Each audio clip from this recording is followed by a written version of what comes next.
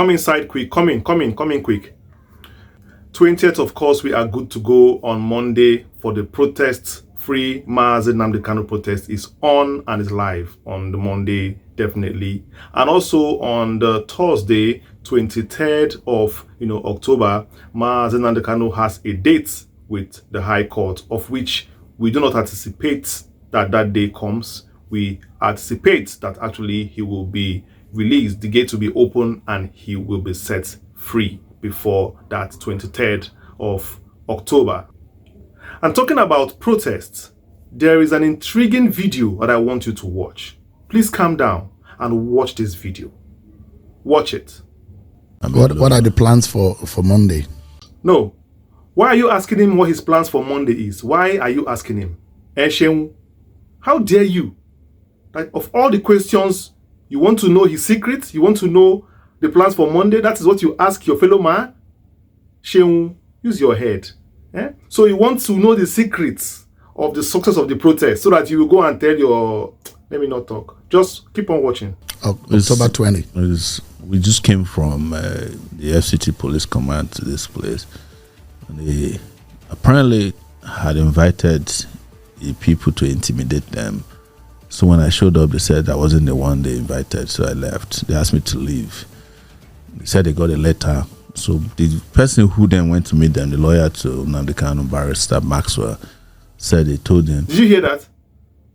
They were invited, police invited Maxwell Okpara and other people. Did not invite Sowore. Sowore, who is the leader of the protest. He didn't invite Sowore, but they invited Maxwell Okpara to warn Maxwell Okpara. You see how Nigeria works?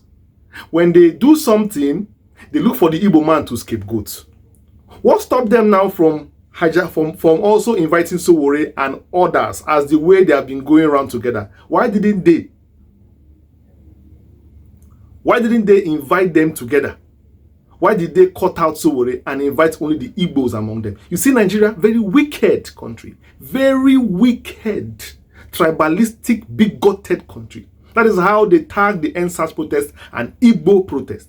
Let's listen. Continue. Or you should be held responsible if anything goes wrong. See?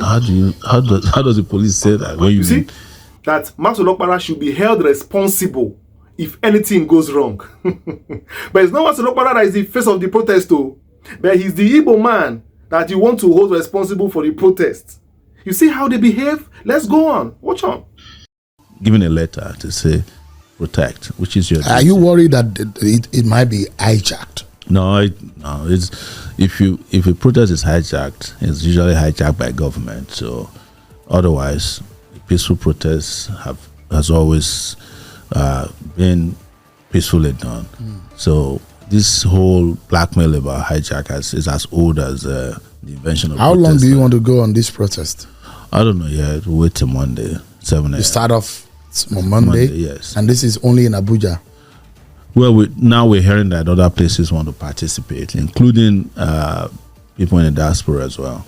But for now, it's stated for, because the march is going to be to Aso Rock. Really? Yes. To what end? Why Aso Rock? Aso Rock is the person who has the final decision on how to release Nnamdi Kanu, the guy there.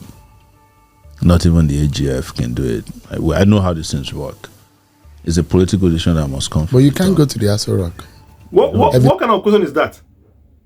That he cannot go to the Aso Rock? What do you mean? Like, what kind of interview is that? Like, look at the journalist, though. Look at the kind of questions you're asking. That is why they say Nigeria is the weapon fashioned against itself. Look at the journalist. Look at what he's asking. You can't go to Aso Rock. You are even telling him. That's what you're protected. You don't know about it. When you go to the president is not in the country.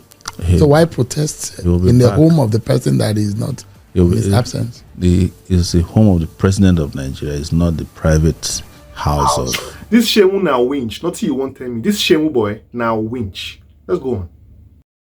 Bola Tinubu. So there's always... Isn't that too risky? The office is always too risky to go to perhaps the most fortified place in the country to say you want to stage a protest? The most fortified place in the country is where the people decide is most fortified. So we'll see on Monday. You heard that interview yourself. You heard it clear. I didn't hear it alone. I know we all heard it together. Many of you know this guy, Sheun, of course, Sheun Woking of Channels TV, #1 customer of the politicians. You know, he's their customer, patronizes them very well. Even the federal government, he's their customer. You know, they patronize his markets. He always tried to whitewash them and make them appear good on television. You know, he is the exact opposite of Rufai of Arise. You know, and there's a saying that says, once politicians like you, know that your own don't finish. So, Sheun, your own don't finish. Your own don't pata pata. There's a saying that when you're looking for Sheun, you will always find him in one politician's house or the other. Well, that's not my business. So this is what I have to say about that video. This is me being on the spot. #1, they have started panicking. Yes, the enemies are not sleeping. The enemies, like the Bible says, you know, the enemy fleeth when no man pursueth. They are panicking. It's already showing because they are reflecting in Sheun's face. Because whatever Sheun is doing there, you know, is a reflection of what his political friends, you know, sent him there to do. Also, #2, do you see that Sheun never mentioned Mazi Nnamdi Kanu's name? He never talked about Mazi Nnamdi Kanu's plight.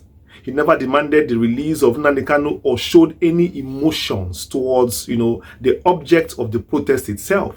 All he was busy asking for was the plans. He wanted to know the schematics, the semantics. You know, he wanted to know the geography, you know, the architecture, the structure of the plan Sowore had. That's all he wanted, because he knows that he's live on camera and people are watching him to know the secrets. You know, the police, the security agencies, the politicians, they are watching him because he has told them to tune in, that is going to press Sowore very well to get information from Sowore. That is what he was trying to do.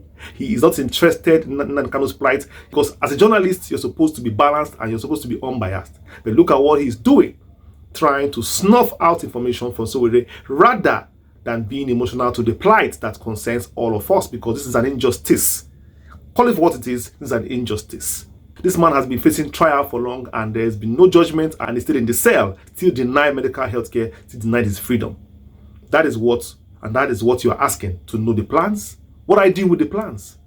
What are you doing with the plans? Why can't you ask about Nnamdi Kanu's health? Why? Or Nnamdi Kanu's freedom? Or at least ask how Nnamdi Kanu is doing. Also, #3, it is clear that they are triggered by this protest. And when I mean they, I mean the federal government. I mean those people in power who put Nnamdi Kanu where he is. Those people who are responsible for his ordeal now. They are triggered and they are trying their best to see how they can avert this protest. They don't know what is coming up. They are scared. They don't know what to expect, and they are trying to see if they can find out what is in the mind of the protesters. And unfortunately, Sowore is not the only protester. That's the funny part. Protesters have their own minds, definitely. So on Monday is going to be a very big puzzle. Definitely is a peaceful protest, but it's going to be one to be remembered for, because never has it ever happened that a protest of this magnitude for Nnamdi Kanu has ever happened in any major city in Nigeria before, and one that is coming in the bedrock of the searchlight on Nigeria on Christian killings so far. This is one to watch out for. #4, looking at Sheun's face, you can see that he is trying to use his words and his facial language to discourage, you know, Sowore, trying to bring out pitfalls, like saying something like the president's not around, or Aso Rock is so fortified, or how possible is it you're going to go to Aso Rock. He's just trying to, you know, weaken the morale of Sowore, to show him pitfalls to expect, or pitfalls that he may not be able to surmount by going there. And that was not necessary at all. Not necessary at all. How can you tell a protester that, hey, if you go here, they will arrest you. If you go here, you will not pass. And you're also a citizen of Nigeria demanding change in your country. And this is all you can ask for? Go and watch CNN and see Christina Amampo and see how they, you know, how they tackle leaders and how they try to snuff out, you know, the best for the people of the world. But you're here trying to silence Sowore's voice by trying to, you know, make him afraid. Perhaps you want to make him afraid of what he's going to do. Definitely that was your plan. That is very shameful of you as a journalist to try to demoralize a man who is called for a godly cause. And #5, Sowore has proved himself with this interview that he is formidable, that he is bold and fearless before all enemies, that he is willing to even give his life to a cause he believes in. The way he stood firm and replied all the questions that needed to be replied, and also avoided or dodged the ones that were a bullet or were trying to extract information from him, he just slipped and dodged those ones sensibly, like a boxer who is slipping a punch. That shows that Sowore is formidable, intelligent, and he has a lot of guile, composed, fearless. That is the hallmark of a true leader, a man who is called, to do the Lord's work.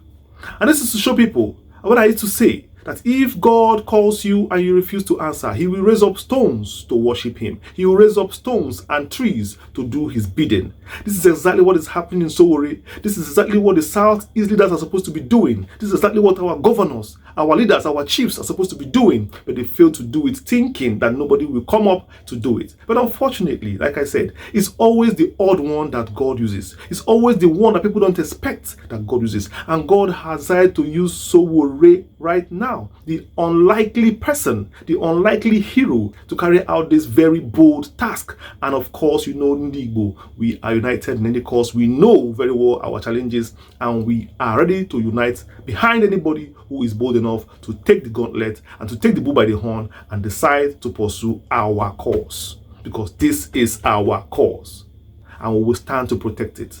We will never leave our brother behind. Nnamdi Kanu is our brother, our father, our leader, and one who has taken the bullet for us and is prepared to even die for the cause he believes in. Of course, one that we all are in together, whether you like it or not. Politician or ordinary person in Igbo land, we are all tied to this cause.